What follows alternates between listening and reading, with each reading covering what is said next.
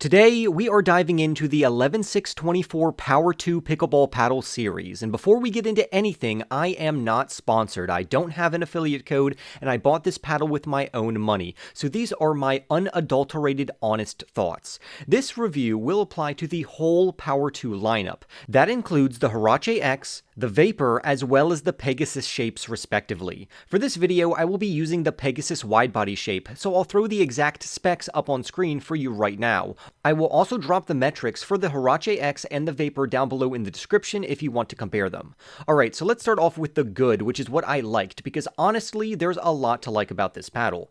The first thing that really stands out is the core construction. This is a foam paddle with a microcellular core, most likely MPP or something similar, and it's surrounded by EVA foam all the way around, which makes it feel consistent across the face and pleasant to use. But the big thing that everyone's been talking about is 11SIX24's Hexgrit and whether or not it actually lives up to the hype.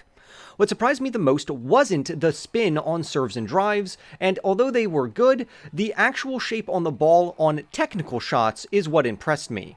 I was hitting very sharp angled dinks, speeding up balls, and flicking shots, and it felt very controlled but still super aggressive. Now, as you'd expect, this paddle definitely brings the power too.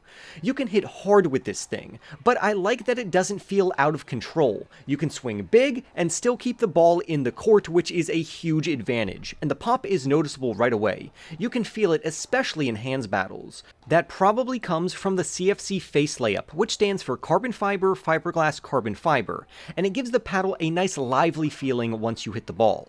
On top of that, the handle feels amazing. The grip is nice and tacky, and it has a perfect length to it. It's a really good looking paddle as well, and it's one of those paddles that really stand out on the court or in an open play paddle rack. Now let's get into the bad or the downsides of this paddle. The very first thing I checked was the grit on this paddle. I was expecting it to feel super rough and gritty, and honestly, it didn't feel as gritty as I thought it was going to feel. It's not the grittiest paddle I've used or even own. But what's interesting is that once I actually got on the court, it really didn't matter. The spin was there, and I could see it during gameplay, which just shows that the Hexgrit is doing its job. And I think that's the point. It's not trying to be the most gritty surface, it's trying to be something that lasts longer than the typical peel ply grit. Another thing I'll say is that this is definitely a power paddle, but I wouldn't say it's at the very top of the power category. If you're comparing it purely on raw power, paddles like the Selkirk Boomstick or the Bread and Butter Loco still have an edge. However, I would personally take this paddle over a Loco and a Boomstick because I think it's just a more complete paddle in my opinion. Now let's move on to the ugly. There's really not much to criticize about this pickleball paddle.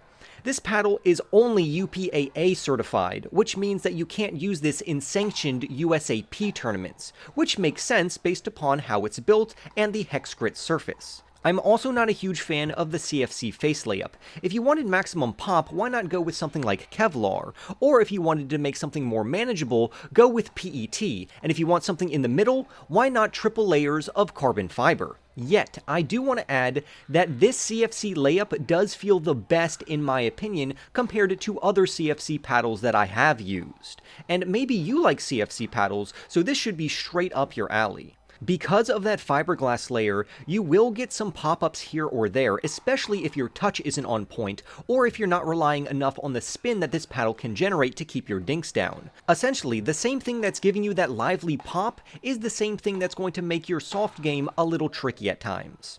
Right now, I would easily put this paddle in the S tier category, and I would recommend getting it. You're getting long-lasting grit, very impressive spin, and plenty of power, but more importantly, it feels like this paddle found a sweet spot between power and control, and that's what really impressed me. With that said, remember to smash the like button, press the hype button, comment down below, and I will see you in the next one.